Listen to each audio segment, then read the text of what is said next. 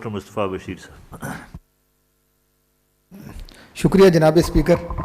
मैं खुशकिस्मत भी हूँ कि अभी मैं खड़ा ही हुआ हूँ तो वज़ीर ख़जाना साहब भी तशरीफ़ ले आए हैं। जनाब स्पीकर, मैं आज इस बजट बहस पे चूँकि आगाज़ हो चुका है तो सबसे पहले जो मैं शुरू करूँगा कि जब 2016 में इलेक्शंस हुए तो पाकिस्तान मुस्लिम लीग नून की जब हुकूमत आई तो एक मंशूर के तहत ये फैसला किया गया कि हमने जो मुस्लिम लीग नून का मंशूर है उसको सामने रखकर आइंदा 5 साल हुकूमत करनी है।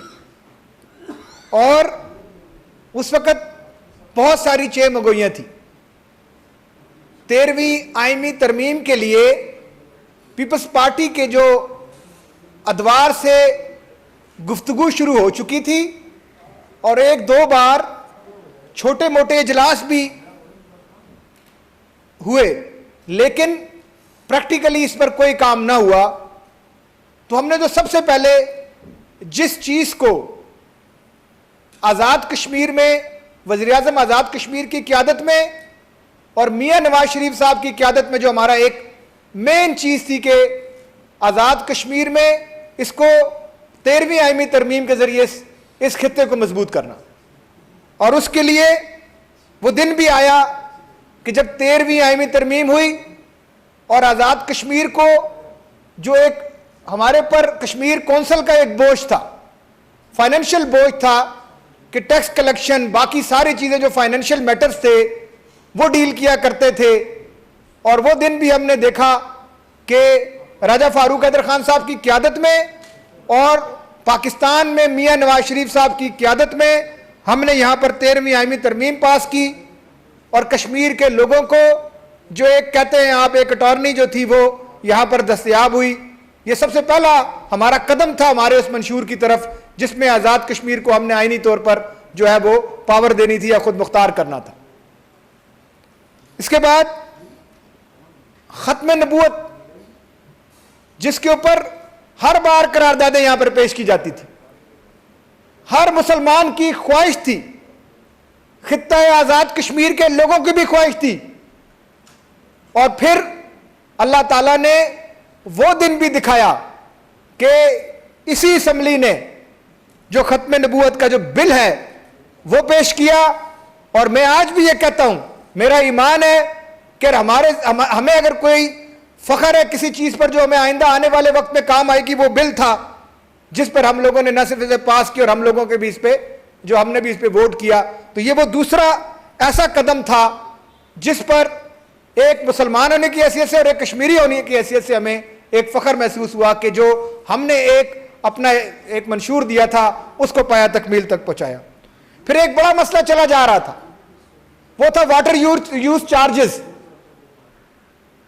अगरचे अभी तक उस पर हमारी तमाम चीजें क्लियर हो चुकी हैं और यह फैसला हो चुका है, तो इस हुकूमत ने वो असूली फैसला करवाया कि जो 15 पैसे हमें वाटर यूज चार्जेस में मिला करते थे उसको हमने 1 रुपये 10 पैसे पर लेकर गए। उस पर चूंकि अमल दरामद में थोड़ा सा एक हमारी चीजें हैं जो उनके दरमियान हमारे दरमियान कुछ अंडरस्टैंडिंग्स हैं, वो इंशाअल्लाह जल्दी वो अंडरस्टैंडिंग हो जाएंगी। लेकिन जो असूली फैसला था वो हमने करवा दिया कि 15 पैसे से 1 रुपये 10 पैसे पर लेके गए। ये तो वो बातें थी जो खित्ता आज़ाद कश्मीर की मजबूती के लिए थी। अब जब मुस्लिम लीग नून की हुकूमत बनी तो हमने 3 पॉइंट का मैनिफेस्टो था।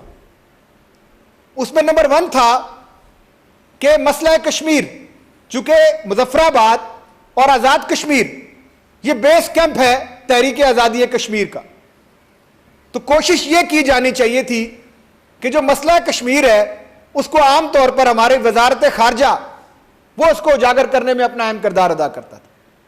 लेकिन इस हुकूमत ने एक ऐसा इकदाम किया कि हमारा जो प्रेसिडेंट हाउस है वो पहले ये हमेशा से हुआ करता था कि सदर और वजीर आजम की लड़ाई नहीं खत्म होती थी, वो आपस में इख्तियारात की जंग लिए एक दूसरे से लड़ते रहते थे और नतीजा ये निकलता था कि हमारी जो 5 साल में हमेशा से मुखालफतों में प्रेसिडेंट हाउस और प्राइम मिनिस्टर हाउस आपस में वक्त निकाल, ये हिस्ट्री है, इसको आप देखें।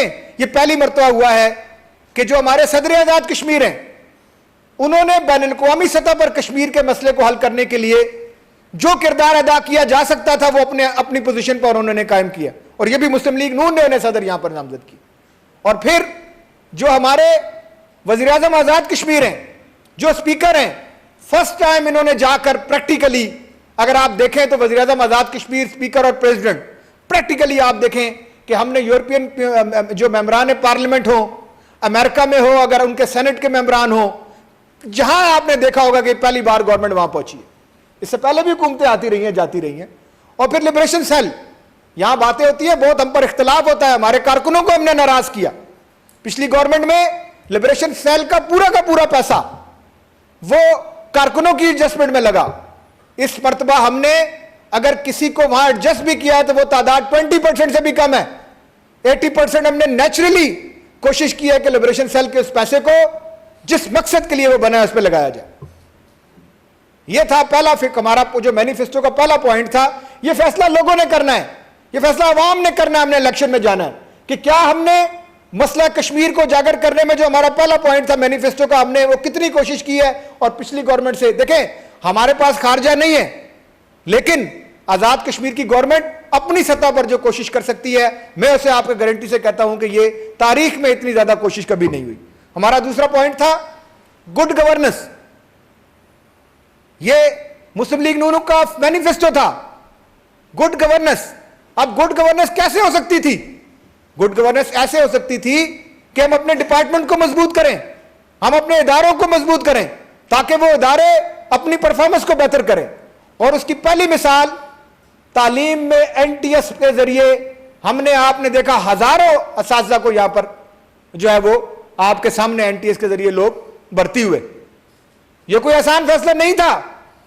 सियासी तौर पर एमएलएस इससे पहले क्या कुछ किया करते थे जनाब स्पीकर, आप तो इस सियासत में बड़ी लंबी इनिंग्स आपकी पूरी फैमिली खेलती चली आ रही है, आपसे कोई चीज इससे ढकी छुपी नहीं है। हमने उन तमाम चीजों को पसे पदा रखकर एक ही चीज की कि इंसाफ की तरफ पर लोगों को लाया जाए। और मुझे खुशी है, जब मैं अपने हल्के में 2-4 बार गया, दीगर हल्का जात में भी ऐसे ही है कि एक गरीब का बच्चा जो रेडी लगाता था आज वो एनटीएस करके वो टीचर भर्ती हुआ है। एक घर में मैं गया जनाब स्पीकर, तो वहां पर मुझे उन्होंने कहा कि वो बेचारे बाल काटा करते, कोई काम करना कोई बुरी बात नहीं है। वहां मुझे पता चला कि उनका जो बेटा है वो एनटीएस करके भर्ती हुआ। तो उन्होंने मुझे कहा हम पहले डिग्रियां फाड़ने के चक्कर में थे, अब हमें यकीन आया है कि हमारे बच्चे भी अब उन पोजीशन पर जाकर लगेंगे। तो ये गुड गवर्नेंस के लिए पहला स्टेप था।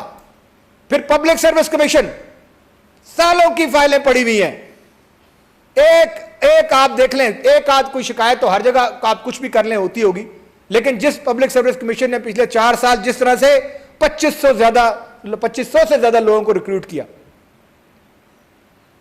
दिल पर हाथ रखकर जानते हैं लोग कि हमने उस जगह पर भी कोई आदमी यह नहीं कह सकता कि कोई पॉलिटिकल इन्फ्लुएंस किया। यानी आपकी सबसे पहले जब लोग भर्ती ठीक होंगे तो आगे जाकर उनकी परफॉर्मेंस भी बेहतर होगी। इसी तरीके से सर्विस ट्रिब्यूनल कभी नहीं बन रहा था, हमने सर्विस ट्रिब्यूनल को कंप्लीट किया।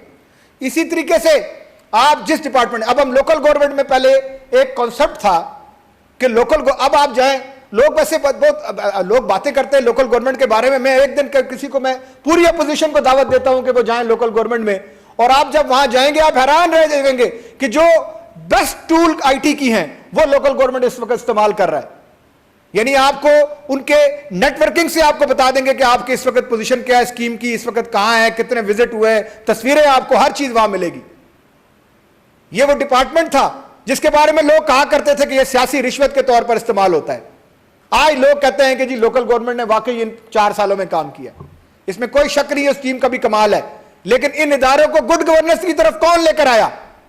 गवर्नमेंट लेकर आई, वो मंशूर लेकर आया, वो पॉइंट लेकर आया जिसके तहत मुस्लिम लीग नून की हुकूमत यहां बनी थी। फिर गुड गवर्नेंस के बाकी टूल्स भी हमने पूरी कोशिश की। यकीनी तौर पर 4 सालों में जितना कुछ किया जा सकता था, अभी मैं नहीं कहता कि हमने 100% कर लिया, 1 साल और है, मजीद इसमें बेहतरी लाएंगे। फिर मैं आईटी के जरिए आपको बताऊं, यह भी गुड गवर्नेंस है कि आपकी बाकी ड्राइविंग लाइसेंस पूरे के पूरे 10 जिलों में अब आपको कंप्यूटराइज ड्राइविंग लाइसेंस है। पहले आपको पता है ड्राइविंग लाइसेंस कैसे बनता था। आप चले जाएं, हमने एक पटवारी से जान छुड़ाने के लिए 3 तहसीलें कंप्लीट की और 8 हमारी अभी शुरू हुआ है काम उन पर। 11 तहसीलों में हम चले गए हैं कि जो पटवारियों का सिस्टम था उससे लोगों की जान छुड़ाने के लिए कि एक क्लिक पर 5 मिनट, जैसे आप बैंक में जाते हैं वैसे जाएं और अपनी जो है ना वो इंतकाल का जो भी पेपर्स हैं आपको वहां मिल जाते हैं। ये कोई आम बात थी? फिर अगर ये गुड गवर्नेंस के लिए थे, ये करप्शन को कम करने के लिए थे।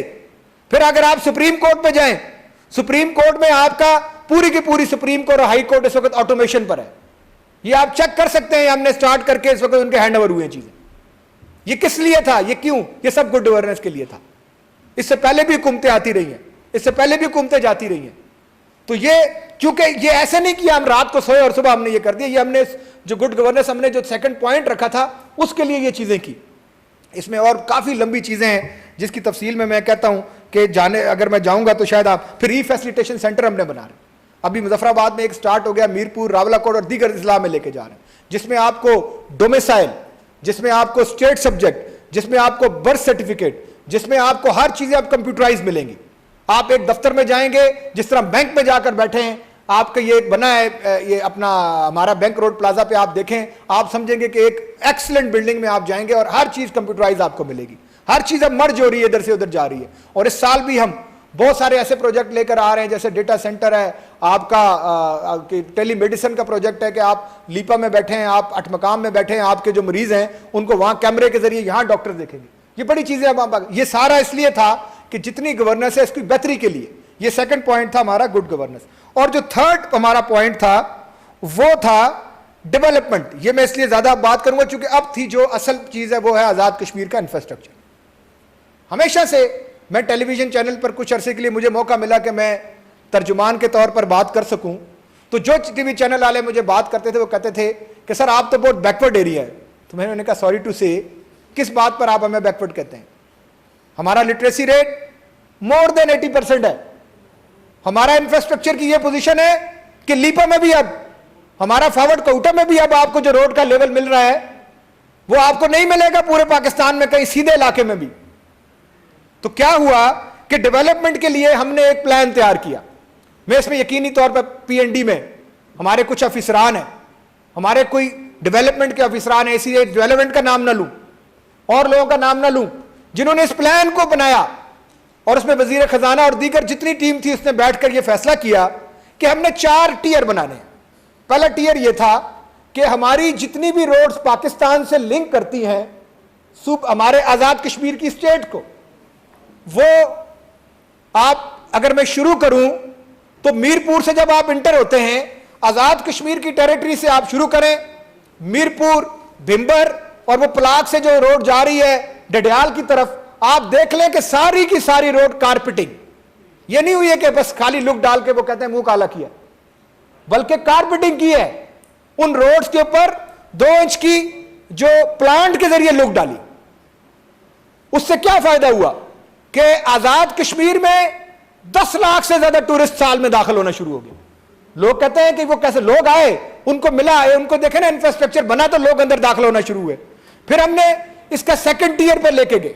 नेक्स्ट ईयर हमारी पहले साल हमारी प्लानिंग थी पाकिस्तान की रोड्स को मिलाना है किससे, आजाद कश्मीर के अंदर होने वाले एंट्री पॉइंट्स, वो मीरपुर में हो, वो आपका होलाड़ में हो, वो आजाद पत्तन में हो। मैं आपको गारंटी से कह रहा हूं ये चीजें चेक की जा सकती हैं। वो मुजफ्फराबाद से हो, वो मुजफ्फराबाद के दोनों पॉइंट से हो, वो एबटाबाद की तरफ से या कोहाला की तरफ से। फिर सेकंड हमारा टियर आया कि डिस्ट्रिक्ट टू डिस्ट्रिक्ट रोड, ये हमारा सेकंड टियर था।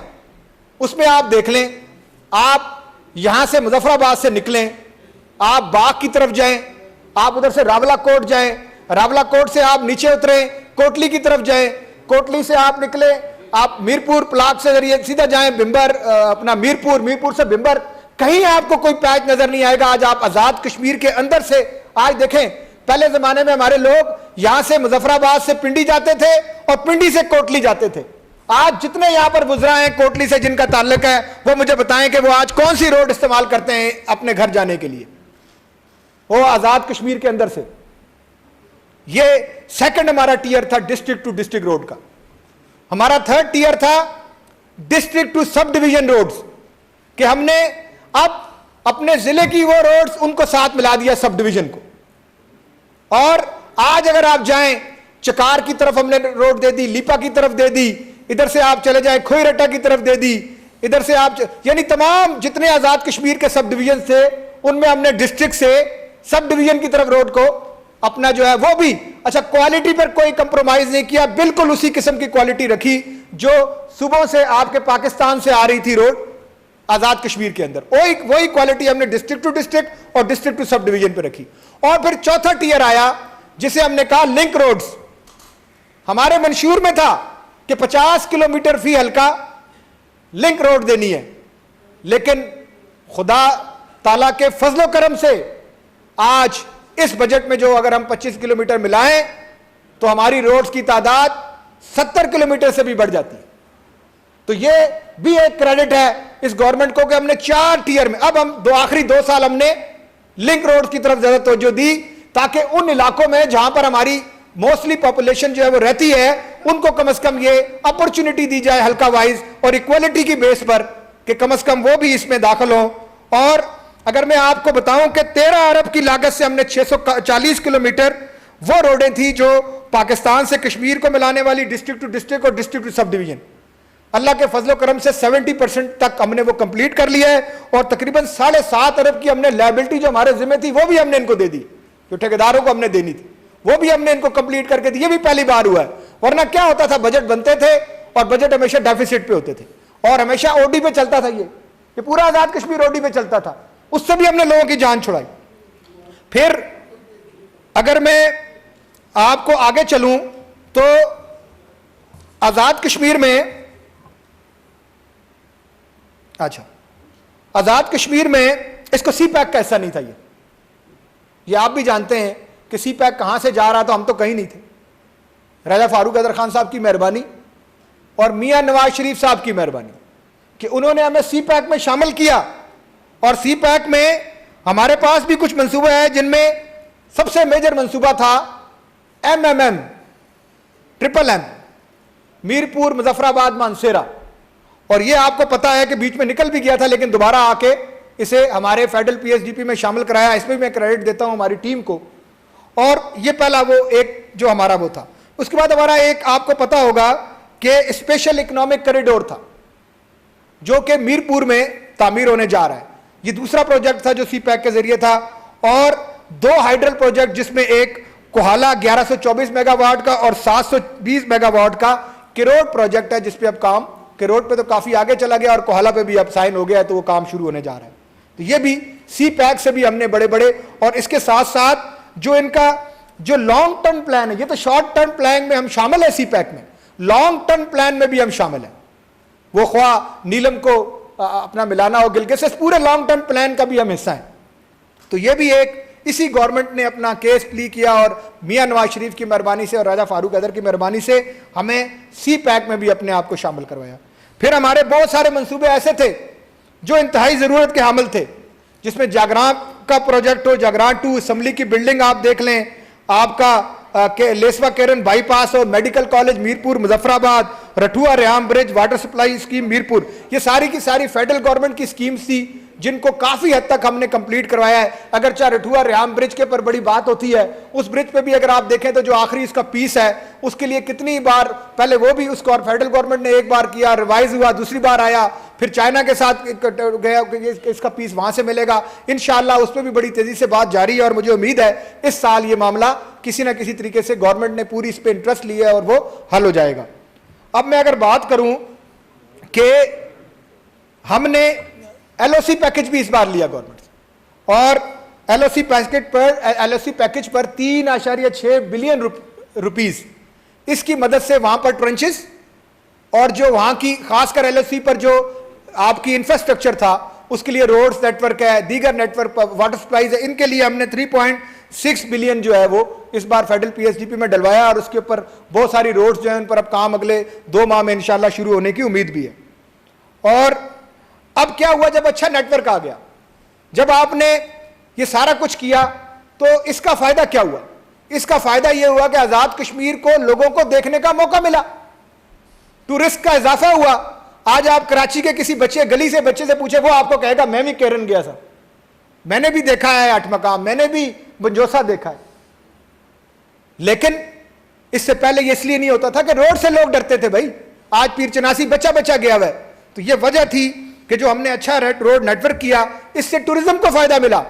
यहां बात करते हैं लोग टूरिज्म की, तो टूरिज्म को तो इसी हुकूमत में आके फायदा हुआ। ये और बात है कि हमने टूरिज्म के बारे में बहुत अच्छे और भी प्लान्स किए थे। मियां नवाज शरीफ साहब के दौर में एक हम टूरिज्म कॉरिडोर बनाना चाहते थे, वो आपके इल्म में है, बहुत सारी उसमें दीरकोट का, और इस पहले मरले पे उस कॉरिडोर के ही इस सिलसिले में आपको पता होगा कि हमने दीरकोट और यहाँ पर जो एरिया है अपना बाग के पास, इस एरिया को हमने कोशिश की है कि वो टूरिज्म कॉरिडोर में डालकर जो है इसको अपना प्राइवेट सेक्टर को उसमें इन्वॉल्व किया जाए। पीर चनासी में हमने प्राइवेट सेक्टर को इन्वॉल्व किया है, और दीगर जगहों पर नीलम में हम तैयारी कर रहे हैं लोग प्राइवेट सेक्टर को इन्वॉल्व करें। क्योंकि पहला मरला होता है आपका इंफ्रास्ट्रक्चर। जब आपका इंफ्रास्ट्रक्चर होता है तो ऑटोमेटिकली आपका प्राइवेट सेक्टर और आपका जो गवर्नमेंट सेक्टर है जो वो दोनों के दोनों इन्वॉल्व हो जाते हैं, और आगे जो है आने वाले वक्तों में फिर इंशाल्लाह मुझे यकीन है कि इसके बाद अब टूरिज्म को यहाँ पर करने में बहुत आसानी होगी हमारे लिए। ये उसका पहला वो था फेज जिसकी वजह से ये सारा किया। फिर अगर अब मैं आपको डिपार्टमेंट वाइज छोटी सी करूं, चूंकि अब मैंने 5-6 मिनट और लगाने हैं या 10 मिनट, चूंकि इतना वो नहीं था। डिपार्टमेंट वाइज अगर बात करूं तो इस गवर्नमेंट ने सबसे बड़ा प्रॉब्लम होता था, 50 लाख रुपए मिलते थे जी एक एमएलए को, कि आपने, अब मेरे हल्कों से 2 हल्के बन गए, 50 लाख रुपए मिलते थे। यहां मेरे सीनियर लोग बैठे हैं जिनमें हमारे वजीर बरकियात बैठे हैं, हमारे वजीर लोकल गवर्नमेंट बैठे हैं, हमारी वजीर अपना इंडस्ट्री बैठी है यहाँ पर, कि ये सीनियर तरीन लोग, अभी हमारे शौकत शाह साहब यहाँ बैठे हैं, फूड के मिनिस्टर हैं, इस्माइल साहब, ये पुराने लोग हैं। आप इनसे पूछे 50 लाख रुपए मिलते थे जी, 50 लाख रुपए की एडीपी में आपने पूरे हल्के में काम करवाने होते थे। क्या काम होते हैं 50 लाख? 50 लाख में भी कोई काम होता है? इस गवर्नमेंट ने आकर सबसे पहले किया prime minister community infrastructure program, PMCIDP, ये प्रोग्राम अनाउंस किया, और इससे 2016-17 में पहली बार 97 करोड़ 56 लाख रुपए निकाले, और हल्कों को वो तकसीम किए इक्वलिटी की बेस पर, ताकि यह ना होता कि लोकल गवर्नमेंट का वजीर ज्यादा ले गया है, प्राइम मिनिस्टर ज्यादा ले गए हैं, सीनियर वजीर ज्यादा ले गए हैं। इक्वलिटी की बेस पर इसको तकसीम किया, और जिसके नतीजे में आप जनाब स्पीकर खुद भी जानते हैं लोगों की गलियां होती थी। अब PWD 800 फुट गली नहीं बनाता, लेकिन लोकल गवर्नमेंट ने वो 800 फुट गली बनाई। PWD 2 लाख रुपए की वाटर सप्लाई स्कीम नहीं देता, लोकल गवर्नमेंट से हमने वो वाटर सप्लाई स्कीम लेकर दी। PWD आपकी बहुत सारी ट्रांसफार्मर भी हमने इनमें ऐड किए, इस गवर्नमेंट ने उसी पैसे से ट्रांसफार्मर भी खरीदे। और वो आप माजरीन का जो है वो चैप्टर आप फिर प्राइम मिनिस्टर से बात करेंगे। मैं तो वो कहूंगा जो हमें वो मिला, मुझे यकीन है आपको भी मिलना चाहिए, मिलेगा, वो कुछ में नहीं। अच्छा, ये जो पैसा मिला इससे विलेज की सतह पर एमएलए को हमने बाख्तियार बनाया। वो अपोजिशन का एमएलए हो, यहां बैठे नहीं आज अगर वो मेरी बात सुन रहे होते, या गवर्नमेंट का एमएलए हो, उसको हमने बाख्तियार बनाया कि इज्जत से जाओ अपने लोगों के पास, इज्जत से जाकर कहो उनको कि मैं तुम्हारे लिए यह चीज लेकर आया हूं। और अल्लाह की मेहरबानी से वोट अल्लाह की मर्जी से किसी ने आना हुआ असेंबली में आ जाएगा, लेकिन आज एमएलए 4 साल बाद भी मैं अपने हल्के में नजर उठाकर जाकर, ये मेरे अल्लाह को पसंद नहीं है, लेकिन मैं जाकर बिल्कुल नीचे होकर कहता हूं लोगों को, भाई मेरे जिम्मे कोई चीज आपने बताई, क्योंकि एक एक हल्के में 25-25 करोड़ रुपए का जो है ना वो पैकेज गया, 4-4, 5-5 करोड़ रुपया साल का। तो ये हमने जाकर कम से कम लोगों को कहा, भाई आप हमारे जिम्मे बताएं क्या चीज रह गई है। ठीक है, वोट आगे क्या होता है, लेकिन एटलीस्ट हम आज कम से कम इज्जत से अपने हल्कों में जाते हैं। तो ये क्या कम था? ये लोगों को कम इज्जत दी है कि आप 25 करोड़ रुपया लगा के इज्जत से अपने हल्के में जाकर दाखिल हो, आप रोडे लेकर गए। अब अगर आप मैं चलूं तो मैंने 2017-18 में जो है वो फिर 1 अरब 30, 18, 19, 20, 21, ये बाकी 3 सालों में, पहले साल 97 करोड़ 56 लाख, और आइंदा 3 लगातार सालों में 1 अरब 30 करोड़, और इस साल भी 1 अरब 30 करोड़ करके, तो लोगों को जो है वो इज्जत से लोगों का विलेज में विलेज वाइज जो काम करने का मौका फराहम किया। ये वो काम थे जो शायद आने वाले वक्तों में भी होंगे, लेकिन इसे इनिशिएट मुस्लिम लीग की हुकूमत ने राजा फारूक हैदर खान साहब की क़ियादत में किया। आगे अगर मैं बात करता चलूं, अभी कुछ दिन पहले आपने सुना होगा, बहुत बड़ा मसला है यूथ का। यूथ की खासकर जो है वो उसके रोजगार का बहुत बड़ा प्रॉब्लम है। मैं again I am very thankful to हमारे जो ACSD है, मैंने उनसे रिक्वेस्ट की कि टफ्टा में उन्होंने 1 अरब रुपए का एंडोमेंट फंड जो है ना वो कायम किया, जिससे वो फंड वहीं रहेगा, ये बढ़ाएंगे हम, पैसे वहीं पड़े रहते हैं एंडोमेंट, लेकिन जो इसका वो बैंक से जो हमें मिलते हैं पैसे, मुनाफा जो मिलता है, इससे हम कम से कम 10 करोड़ से ज्यादा पैसे साल के हासिल करेंगे। और उन पैसों से हम जो अपने बच्चे हैं उनको पाकिस्तान के रिप्यूटेड ऑर्गेनाइजेशन में हमने मुआहदे किए हैं और कर रहे हैं कुछ, कि वो बच्चे जब वहां जाएंगे, हमारा कोशिश है पहले 1000 और फिर 5000 तक इसको ले जाएं बच्चों को, जो वहां जाएंगे। जैसे पब्लिक PC होटल है, उसमें हमारा 100 बच्चा का इस वक्त ट्रेनिंग ले रहा है, वो 100 का 100 जब फारिग होता है PC वाले इनको मुलाजमत दे देते हैं। इसी तरीके पाकिस्तान की बहुत सारी रिप्यूटेड ऑर्गेनाइजेशंस हैं जो हमारे बच्चों को पहले ट्रेन करती हैं और फिर उन्हीं को वहीं पर नौकरी भी दे देती हैं। तो यह आप देखें कि इससे अच्छी चीज क्या है कि आप उनको फनी तरबियत भी दे रहे हैं, हुनर भी दे रहे हैं और साथ नौकरी भी दे रहे हैं। ये जो हमने एक नया चीज शुरू किया, जो एंडोमेंट फंड कायम किया है, ये किसके लिए था? ये यूथ के लिए था, और ये भी मुस्लिम लीग नून के मंशूर में शामिल है कि हमने यूथ को अकोमोडेट करना है। तो ये उसके सिलसिले की एक कड़ी थी। फिर अगर मैं कहूं कि बात करूं बड़ी, हमने अगर बरक़ियात की मैं बात करूं, हमारे वजीर बरक़ियात बैठे हैं कि इस हुकूमत के जरिए ये बड़ा मसला होता है बिजली का। पहली बार नहीं, मैं अपनी तरफ से सारा ही आपको देके जाऊंगा। पहली बार हमने 2178 ट्रांसफार्मर, ये पिछले साल का मैं आज तक का फिगर दे रहा हूं, 2178 ट्रांसफार्मर हमने प्रोवाइड किए हैं आपके पूरे आजाद कश्मीर में। ये आप उठाकर देख लें, किसी भी हुकूमत का शायद इससे आधा भी नहीं हुआ आज तक, हमने जो पहली बार किया। फिर 10,932 HT पोल और 1121 किलोमीटर HT लाइन, ये वो, और 18,590 LT पोल्स हमने दिए, और तकरीबन 368 किलोमीटर ट्रांसमिशन लाइन, और ये हमने जो है ना वो इस वक्त उस पर काम कर रहे हैं। और 306 ट्रांसफार्मर के लिए इस साल हमने कोशिश करेंगे, इस साल हमने रखा है 306 ट्रांसफार्मर की मजीद गुंजाइश, और 12,000 नए कनेक्शंस इस नए साल में हमने कोशिश कर रहे हैं, हमारी प्लानिंग में शामिल है कि हम उनको देंगे। जबकि समानी, सेंसा और हवेली के ग्रिड स्टेशन की तामीर के लिए भी इस बार हमने इस बजट में जो है वो गुंजाइश रखी है, और इस बजट में हमने जो है पैसा मुख्तस किया है। अब अगर मैं आऊं यहां पर, हमने आज का सबसे जो हॉट टॉपिक है वो है महकमा सेहत आमा। आपको पता होगा कि जब ये हुकूमत बनी तो सबसे पहला काम हमने किया कि जो हमारे लोग आते थे, नज़ला खांसी ज़ुकाम तो कोई मसला नहीं है, जो लोग दाखिल हो जाते थे वो भी नहीं, लेकिन सबसे बड़ा प्रॉब्लम होता था कि किसी को सांप ने काट लिया, किसी को एक्सीडेंट हो गया, किसी को हार्ट अटैक हो गया, किसी को उल्टी पेचिश के साथ लाया गया। हार्ट अटैक का जो इंजेक्शन है SK, वो 6 से शुरू होता है 10,000 तक। तो इस हुकूमत ने इमरजेंसी मेडिसिन, जो इमरजेंसी का एरिया था, उसको फ्री किया, और उसकी वजह से हमारे कितने ही लोगों की लाइफ सेविंग ड्रग जो है उनको बगैर पैसों के मिली, जो गरीब लोग थे वो अकोमोडेट हुए। और इस मकसद के लिए हमने 20 करोड़ रुपए हर साल में मुख्तस किया, और वो इस साल भी मौजूद है, ताकि वो जो इमरजेंसी में लोग जाते थे, कम से कम वो जो लोग हैं वो एटलीस्ट कम से कम अपने जो है अपने लोग जो है उनको ठीक तरीके से कम उस इमरजेंसी में, चूंकि ये लाइफ थ्रेटनिंग सिचुएशन होती थी। इसी तरीके से महकमा सेहत आमा में डॉक्टर साहब सुन रहे होंगे कि हमने, चूंकि हमारे पास सेकेंडरी लेवल पर तो सारे अस्पताल मौजूद हैं, लेकिन टर्शरी लेवल पर कोई हमारे पास नई सहूलत मौजूद नहीं थी। टर्शरी लेवल वो होता है कि जिसमें जो सबसे टॉप लेवल होता है, जिसमें मसलन आपको गुर्दा जो है वो ट्रांसप्लांट करना है, न्यूरो सर्जरी करनी है, आपने दिल का जो है वो हार्ट के लिए, हार्ट जो आपका एंजियोग्राफी है, एंजियोप्लास्टी है और बाईपास है, ये सब टर्शरी लेवल है। इस पर पहली बार काम शुरू हुआ, और हमारी मीरपुर में पहली कैथ लैब हमने पिछले साल बजट में रखी, और इस बार हमने इसको कंप्लीट करके ले लिया। और मुजफ्फराबाद में भी इस बार हमने कैथ लैब खरीद ली है, मुजफ्फराबाद में भी हमने कैथ लैब ले ली और मीरपुर में भी ले ली। और ये टर्शरी केयर के सिलसिले में बाग में भी एक कार्डियक हॉस्पिटल बना, मुजफ्फराबाद में भी और मीरपुर में भी।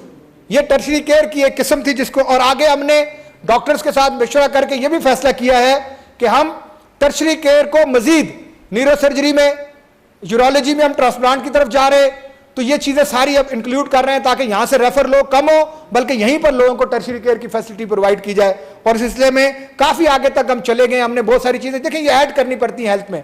जब आप अपनी फैसिलिटी को ऐड करते हैं फिर स्पेशलिस्ट ऑटोमेटिकली आ जाते हैं। इसी तरीके से हमने जब कोविड आया तो कोविड के लिए हमने तैयारी की है, ऐसा नहीं है कि हमने तैयारी नहीं की। कोई सुनना नहीं चाहता तो उसका फिर और मसला है। हमने कोविड के लिए, हमारे पास यहां पर आजाद कश्मीर में 4 लैब्स काम कर रही हैं इस वक्त। एक हमारी अपनी थी, 3 हमें एनडीएमए की तरफ से मिली, जबकि बलूचिस्तान जो हमसे 2 गुना बड़ा है, डबल तो कम से कम है ही। अगर अब आबादी को भी ले लूं तो डबल से ज्यादा है हमसे। आज आप देख लें वहां 1 लैब है, 4 लैब्स हमारी यहां काम कर रही हैं। हमारी कैपेसिटी ऑटो हो जाए तो 1000 से ज्यादा टेस्ट हम दिन को कर सकते हैं। आज भी हम 600 के करीब टेस्ट कर रहे हैं दिल्ली, आज भी 600 के करीब डेली टेस्ट कर रहे हैं। अगर मैं कहूं तो हमने वेंटिलेटर पे जाऊं, इस वक्त हमारे पास एक भी पेशेंट वेंटिलेटर पे नहीं है, लेकिन हमने 69 वेंटिलेटर में से 44 हमने कर दिए हैं जो सिर्फ कोविड के लिए लगा दिए। 101 आईटीसी की गुंजाइश हमारे पास मौजूद है, 101 बेड लगे हैं जो आईटीसी में हमारे पास मौजूद है, और 60 मजीद बेड हम इसमें इजाफा कर रहे हैं।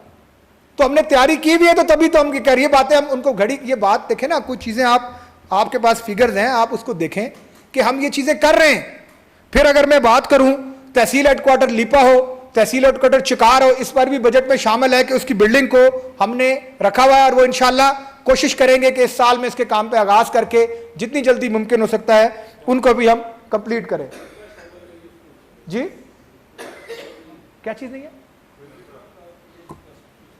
अच्छा, इन्होंने खुरट्टा की बात की है तो वजीर सेहत आमा यहाँ बैठे हुए हैं, इंशाल्लाह इसके लिए भी बात करेंगे। अगर मैं बात करूं कि सराड़खल भी शामिल नहीं है, हाँ चलें वो सारे शामिल करवा लें आप।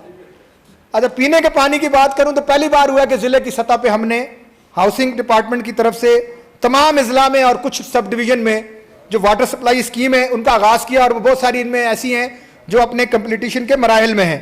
और जिले हेडक्वार्टर कहूटा, हटिया, जबकि सब डिवीजन थुराड़ और पटिक्का में दफ्तरी मकानियत के लिए हमने किया है, और प्रेस क्लब मुजफ्फराबाद की बिल्डिंग जो है इसका काम का आगाज भी हो चुका है। अगर मैं एजुकेशन की बात करूं तो हमने मिसिंग फैसिलिटीज के जरिए हर हल्के में 1 करोड़ रुपया दिया, जिससे जो है वो मिसिंग फैसिलिटीज लाइक बहुत सारे हमारे शेल्टरलेस स्कूल थे। मेरे अपने हल्के में 30 स्कूल ऐसे हैं जिनको हमने शेल्टरलेस थे, जिनको हमने इस बार मिसिंग फैसिलिटीज के जरिए जो है वो कम से कम उनको शेल्टर बना के दिए हैं। फिर अगर आप देखें, पहली बार वही गुड गवर्नेंस की बात कर रहा था मैं, क्या लोग टीचर हाजिर नहीं होते थे, पहली बार हमने जो है वो बायोमेट्रिक का जो है वो स्कूल और कॉलेज में दोनों किया। फिर कॉलेजेस में हमने बसें खरीदी ताकि जो हमारे कॉलेजेस हैं उनमें एटलीस्ट जो हमारी बच्चियां जो सफ़र करती हैं वो इज्जत से जो है वो जाएं। और इसमें मैं हुकूमत आज़ाद कश्मीर, ख़ासकर वज़ीर आज़म आज़ाद कश्मीर का ज़ाती तौर पर भी मशकूर हूँ कि उन्होंने इन तमाम मसाइल में जो है, क्या आपने लिखा जी? अच्छा ठीक है, कोई नहीं होता, कोई नहीं होता, मैं कोई डरता नहीं हूँ खुद मुख्तार। उसका अगर मैंने कहा, मैं खुद मुख्तार कश्मीर को ऑटोनॉमी के जरिए किया। अब मैं आप सबसे ये कहूँगा, चूँकि यहाँ तो अपोजिशन बैठी हुई नहीं है, मेरी ये रिक्वेस्ट है कि जो बजट इस गवर्नमेंट ने जो अपना बजट दिया है इसमें महदूद वसाइल में, आपको ये भी पता है ये पहला साल था कि हमारी टैक्स कलेक्शन बहुत अच्छी जा रही थी। कोरोना से पहले 1 अरब 90 करोड़ के करीब पैसा हमने अपनी जो पहला 6 महीने थे इसमें ज़्यादा टैक्स कलेक्ट किया था। लेकिन ये जो मसला आया फिर मार्च से इस वक्त तक जो पीक पीरियड होता है टैक्स कलेक्शन का, वो हम ना कर सकते। बरकियात में हम अपने टारगेट से 1.5 से 2 अरब ज़्यादा जा रहे थे, लेकिन फिर ये कोरोना आया, फिर हमें ऐलान करना पड़ा, बिल की थोड़ी सी पेंडिंग हुई, जिसकी वजह से हमें ये दोनों में मिलाकर 5 से 5.5 अरब रुपए का शॉर्टफॉल हुआ। उसके बावजूद, उस शॉर्टफॉल के बावजूद अगर आप देखें तो इस गवर्नमेंट ने, फिर हमारे पास टैक्स लगाने का भी इख्तियार इस बार मौजूद था, लेकिन किसी किस्म का कोई टैक्स आज़ाद कश्मीर के लोगों पर नहीं लगा। उसके बावजूद हमने ये बजट, यकीनी तौर पर लोगों जो सरकारी मुलाजमीन हैं उनकी तनख्वाहों का मामला अभी भी ज़ेर गौर है कि बाकी सूबों में भी प्रॉब्लम हुई है, अगरचा सिंध ने और KPK ने और गालिबन GB ने जो है वो अनाउंस किया है, तो उस पर जो है वो आगे चल रही है, गुफ्तगू शनीद हो रही है।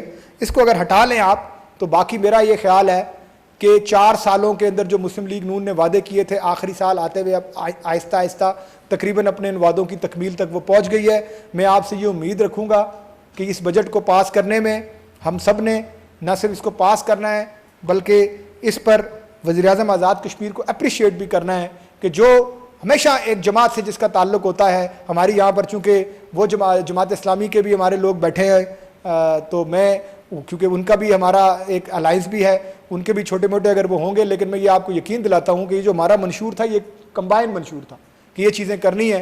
तो हम यकीन से आपको कहते हैं कि जिस मंशूर पे आपने, जो हुकूमत अपने मंशूर पर काम करे, जो 5 साल अपने मंशूर पर काम करे, तो उससे कम अज़ कम और कुछ भी नहीं होता, तो इत्मीनान ज़रूर होता है, वो इत्मीनान से अपने लोगों में जाती है।